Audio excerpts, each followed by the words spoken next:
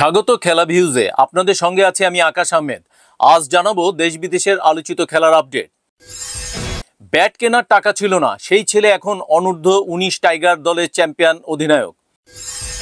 সাকিব আল হাসানের হারানো সিংহাসন দখলের খুব কাছাকাছি মেহেদী হাসান মিরাজ। টি-20 র্যাঙ্কিংয়ে পাক ক্রিকেটার রিজওয়ান আফ্রিদির উন্নতি। নভেম্বরের সেরা ক্রিকেটার পাকিস্তানের গতিময় বোলার হারিস রউফ। চাকরি নেই সহকারীর, পাকিস্তানের লাল বলে গিলেস্পি থাকছেন তো। এবং 2034 বিশ্বকাপ হবে সর্বকালের সেরা, যা বললেন রোনালদো। এসব আপডেটের বিস্তারিত জানতে খেলা ভিউজের সঙ্গেই থাকুন। তার হাত ধরেই অনূর্ধ্ব-19 এশিয়া কাপ ক্রিকেটের ফাইনালে ভারতকে টানা দ্বিতীয়বার হারিয়ে চ্যাম্পিয়ন হয়েছে বাংলাদেশ। অধিনায়ক আজিজুল হাকিমের সাফল্যে আনন্দের জোয়ার বইছে। তামিম যশোর শহরের বারিন্দাপাড়া এলাকার মাদ্রাসা শিক্ষক মোহাম্মদ হুসাইন ও গৃহিণী সুলতানা পারভিন দম্পতি সন্তান। 4 ভাই বোনের মধ্যে সবার ছোট। যশোর শিক্ষা বোর্ড মডেল স্কুল অ্যান্ড কলেজের এসএসসি পরীক্ষার্থী তামিমের বাবা যশোর আমিনিয়া কামিল মাদ্রাসার শিক্ষক কাজী মোহাম্মদ হুসাইন বলেন, তামিম দেশের জন্য সুনাম বয়ে এনেছে, এটা আমাদের জন্য গর্বের। তামিমের ক্রিকেট সরঞ্জামের টাকার যোগান দেওয়া অনেক কঠিন ছিল। ক্রিকেট খেলার সামগ্রীর অনেক দাম, সব সময় ছেলেকে কিনে দিতে পারিনি। তিনি বলেন, একটা ব্যাটের জন্য তামিম একবার বায়না করেছিল, তখন তাকে নিয়ে খেলাঘরে গেলাম।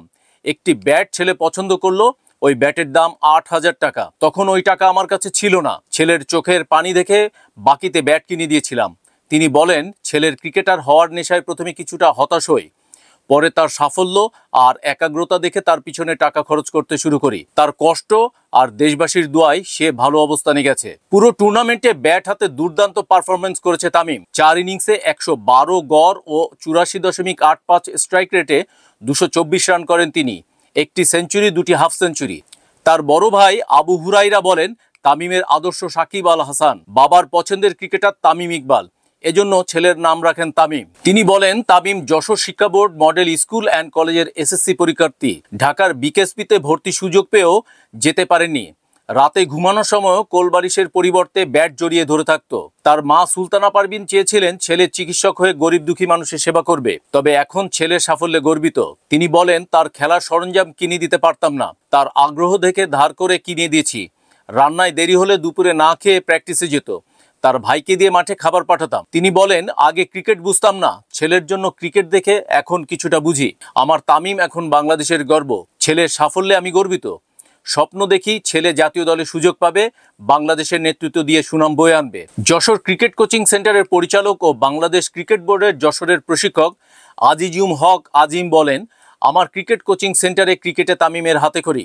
সে খুব ভালো খেলোয়াড়, তার সবচেয়ে ভালো গুণ হলো সে কথা শোনে, খেলার প্রতি মনোযোগী, সে একদিন বড় ক্রিকেটার হবে।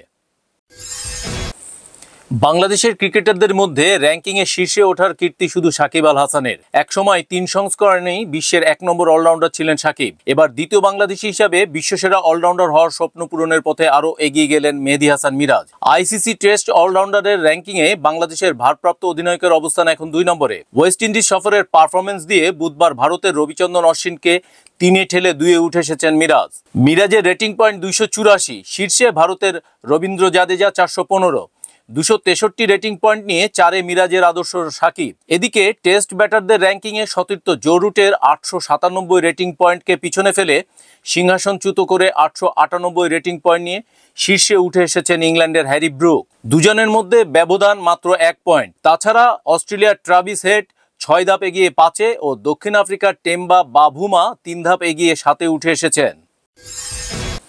সাম্প্রতিক সময়ে ছন্দে নেই বাবর আজম। তার পারফরমেন্সের অবনমনের প্রভাব আন্তর্জাতিক ক্রিকেট কাউন্সিল আইসিসি র্যাঙ্কিংয়ে পড়েছে। বুধবার র্যাঙ্কিংয়ের সাপ্তাহিক হালনাগাদ টি-20 ব্যাটসম্যানদের র্যাঙ্কিংয়ে 2 ধাপ এগিয়ে 6ষ্ঠ পজিশনে উঠে এসেছেন পাকিস্তানের বর্তমান অধিনায়ক মোহাম্মদ রিজওয়ান। আর সাবেক অধিনায়ক বাবর আজম 2 ধাপ পিছিয়ে 7ম পজিশনে নেমে গেছেন। বোলারদের র্যাঙ্কিংয়ে 6 ধাপ এগিয়ে 20তম পজিশনে আছেন পাকিস্তানের তারকা পেস বোলার শাহিন শাহ আফ্রিদি। তবে টি-20 ব্যাটসম্যানদের র্যাঙ্কিংয়ে শীর্ষস্থান ধরে রেখেছেন অস্ট্রেলিয়ান তারকা ট্রেভিস হেড। দ্বিতীয় ও তৃতীয় পজিশনে আছেন ইংলিশ ও ভারতীয় তারকা ফিল সল্ট আর তিলক ভার্মা। ইংল্যান্ডের জস বাটলার 1 ধাপ এগিয়ে 5ম স্থানে আছেন।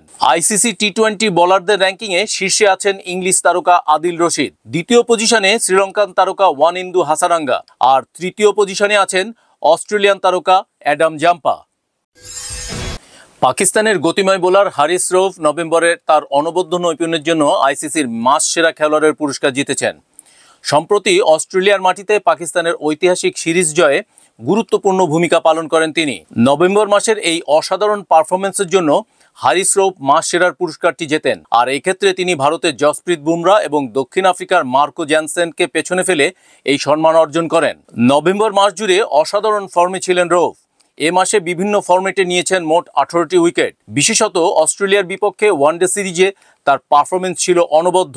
3 ম্যাচে 10 উইকেট শিকার করেন তিনি, যার ফলে 22 বছর পর অস্ট্রেলিয়ার মাটিতে ওয়ানডে সিরিজ জয়ে স্বাদ পায় পাকিস্তান।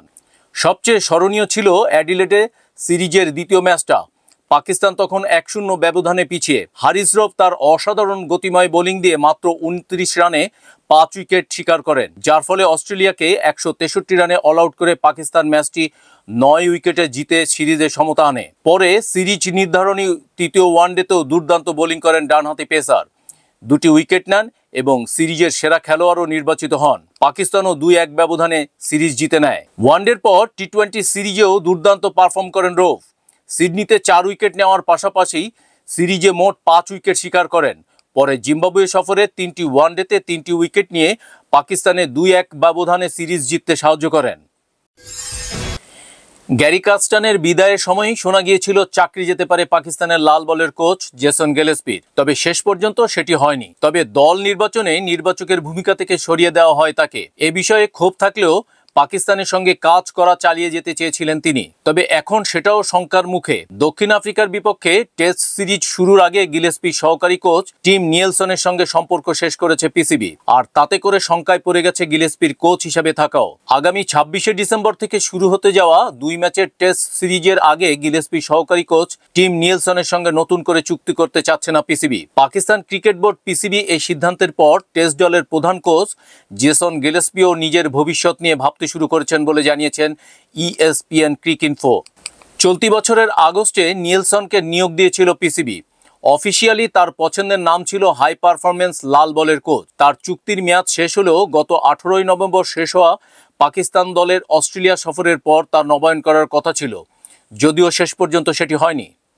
অস্ট্রেলিয়ান এই কোচ ESPN ক্রিকইনফোকে বলেছেন দল নিয়ে ভালো উন্নতি করেছেন বলে মনে করেন তিনি, এবং দক্ষিণ আফ্রিকা ও ওয়েস্ট ইন্ডিজের বিপক্ষে টেস্ট সিরিজে পুরোপুরি প্রতিশ্রুতিবদ্ধ ছিলেন তিনি। কিন্তু পিসিবি নিয়েলসনকে জানিয়েছেন তাকে আর প্রয়োজন নেই।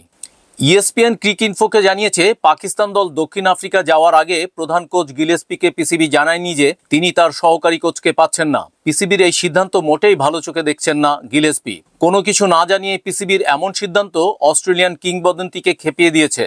নিয়েলসনের বিকল্প কে হবেন সে বিষয়ে এখনও সিদ্ধান্ত নেয়নি পিসিবি, তবে পিসিবির বর্তমান প্রশাসন বিদেশি কোচদের সরিয়ে পাকিস্তানের স্থানীয়দের দায়িত্ব দিতে চায়। সাদা বলে আকিব জাভেদকে অন্তর্বর্তীকালীন কোচ হিসাবে নিয়োগ দিয়েছে পিসিবি। এবার টেস্টেও তাকে দেখা যাওয়ার গুঞ্জন উঠেছে।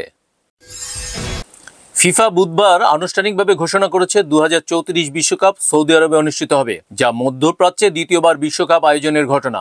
2022 সালে সফলভাবে কাতারে বিশ্বকাপ আয়োজিত হওয়ার 1 যুগ পর আবার মরুর দেশে বিশ্বকাপ আয়োজিত হবে। মরুর দেশে হতে যাওয়া এই বিশ্বকাপ ইতিহাসের সেরা হবে বলে মনে করছেন ক্রিস্টিয়ানো রোনালদো। সৌদি আরব ফুটবলের অগ্রগতির প্রশংসা করে রোনালদো বলেছেন 2034 সালের বিশ্বকাপ হবে সর্বকালের সেরা। নিজের অফিসিয়াল এক্স হ্যান্ডেলে এক ভিডিওতে রোনালদো বলেন 2034 সালে হবে সর্বকালের সেরা বিশ্বকাপ। অবকাঠামো, স্টেডিয়াম এবং সমর্থকদের জন্য সুবিধাসহ সবকিছুই অসাধারণ। আমি নিশ্চিত এটি একটি অনন্য অভিজ্ঞতা হবে। সৌদি আরবে ফুটবলের দ্রুত উন্নয়ন আমাকে মুগ্ধ করেছে। এদিকে 2030 সালে হতে যাচ্ছে বিশ্বকাপের শতবর্ষী আসর। 1930 সালে উরুগুয়ের মাটিতে শুরু হওয়া বিশ্বকাপ ফুটবলের শতবর্ষকে স্মরণীয় করে রাখতে বিশেষ উদ্যোগ নিয়েছে ফিফা। 2030 বিশ্বকাপের মূল আয়োজক স্পেন, পর্তুগাল ও মরক্কো হলেও বিশ্বকাপের শতবর্ষ উদযাপনের জন্য ল্যাতিন আমেরিকার 3 দেশ উরুগুয়ে, আর্জেন্টিনা ও প্যারাগুয়েতেও 3টি ম্যাচ অনুষ্ঠিত হবে।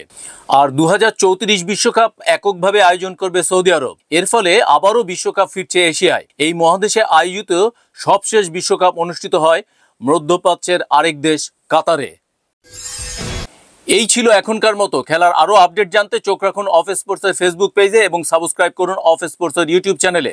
অফ স্পোর্টসের সাথেই থাকুন।